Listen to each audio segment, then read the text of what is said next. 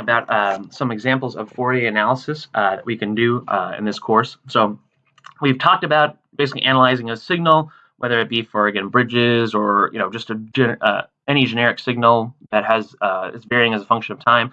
We talked about ECG measurement examples last time, and now we're going to get into the differences in musical instruments and also in basically vocal sounds they can produce. So we can use Fourier transforms to distinguish between the same note being played on different instruments. So if you record basically the voltage measured by some recording device, again, you could just take a microphone.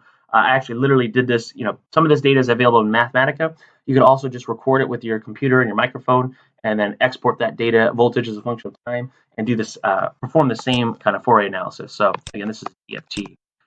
You're seeing here that DFT, discrete Fourier analysis, is much more. Discrete Fourier transforms are more common than continuous Fourier transforms, and we'll see that a little bit in lecture 6, and then really a lot in lecture 7. So I can convert this voltage versus time signal to our frequency spectrum, and let's see in our video here what's going to happen. So let's go to here. Let me scroll through. How can I do this with my pen? Can't do that. I'll just flip my screen.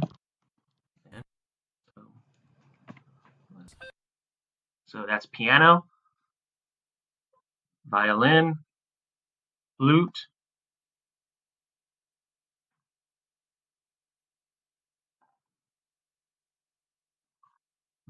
tuba. So look at these frequency spectrums. Look at, even though it's the same note, we see really, really distinct signals in terms of the frequency that we're, kind of identifying. So different dominant frequencies, different maximum frequencies, different, fundamental frequencies. We could kind of all see these different kind of parameters here.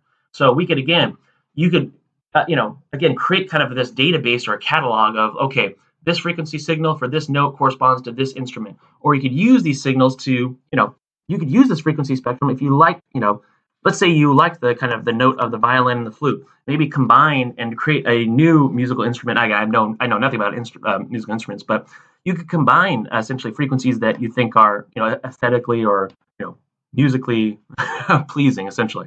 So this is not only just for identifying, you could use for analysis and create these frequency spectrums to not only identify different instruments, but different sounds.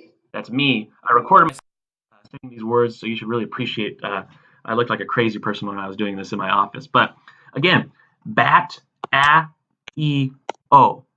Look at, again, different frequency spectrums, different just from these vowel sounds.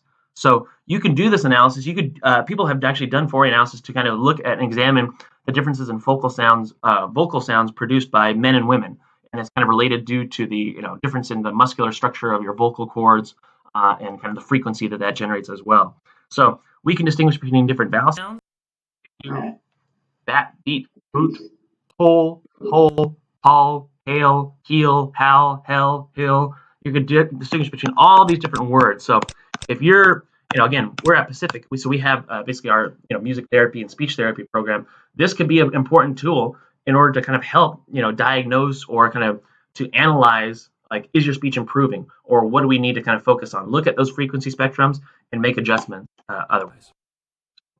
I do not want to keep my annotations, but thank you for asking, PowerPoint. So again, I just want to emphasize and show the power of this kind of this Fourier analysis that we can do. So next time we're going to get into my favorite example, which is again, material science, XRD, Bragg's law, and a lot of other kind of fun examples. And unfortunately, I can't show you my demo because I don't want to record or I don't think I can easily record my my diffraction pattern on my wall and do this at the same time. But we'll see it today in class, and then I can link to the video that actually does it. It's from an MIT OCW website. So anyway, more on that next time, and I'll see you all a little bit later. Thanks.